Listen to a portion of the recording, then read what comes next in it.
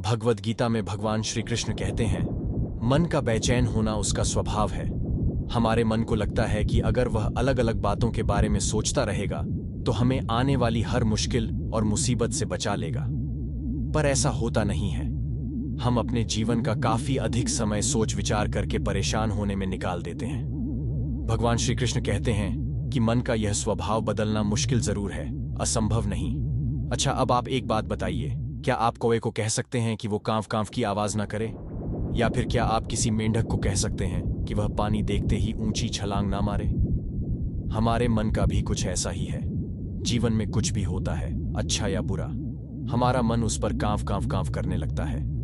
कांव कांव से मेरा मतलब है चिंता करना, व्याकुल होना। कोई बुरी बात होती भी नहीं है और मन परेशानी की ऊंची ऊंची लपटें लेने लगता है।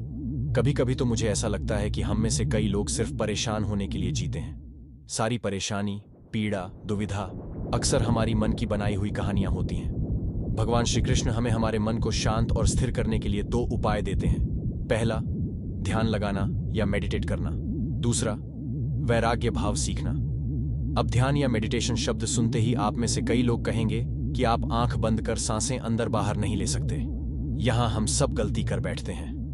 मेडिटेशन या ध्यान का मतलब सिर्फ आंख बंद कर बैठना नहीं होता। मेडिटेशन का मतलब होता है अपना पूरा ध्यान किसी चीज पर लगाना और उसे हटने नहीं देना। अगर आप रोटी बना रहे हैं तो सिर्फ उस बात पर ध्यान दीजिए। अगर आप पिक्चर देख रहे हैं तो अपना पूरा ध्यान पिक्चर पर लगाएं। ये मत सोचिए कि पिक्चर देखकर आप अपना कितना वक्त बर्बाद कर रहे हैं। जब आप जीवन के हर छोटे बड़े काम को पूरे ध्यान से करते हैं तो आपका जीवन ही एक मेडिटेशन बन जाता है। ऐसे जीवन में शांति, स्थिरता, साहस और सफलता का होना अनिवार्य है। वैराग्य भाव। दूसरा उपाय, वैराग्य का अर्थ यह नहीं कि आप सब कुछ छोड़कर जंगल में जाकर बैठ जाएं। वैराग्य का सच्चा अर्थ है कि आप जो काम कर रहे हैं उसका क्या नतीजा या रिजल्ट निकलेगा उसकी चिंता ना करें। जैसे अगर आपने कोई इंटरव्यू दिया, आप यह कर सकते हैं कि पूरे मन से तैयारी करें और अपना बेस्ट देकर आ जाएं। वह नौकरी मिलना या ना मिलना आपके हाथ में नहीं है। इस नतीजे के पीछे अलग अलग चीजें हैं जो आपके बिल्कुल कंट्रोल में नहीं। तो जिस चीज के बारे में आप कुछ कर नहीं सकते उसके बारे में चिंता भी ना करें। यही वैराग्य का सच्चा मतलब होता है। और यही है भगवान श्री कृष्ण का दूसरा उपाय, मन को चिंता की लपटों से बचाने का।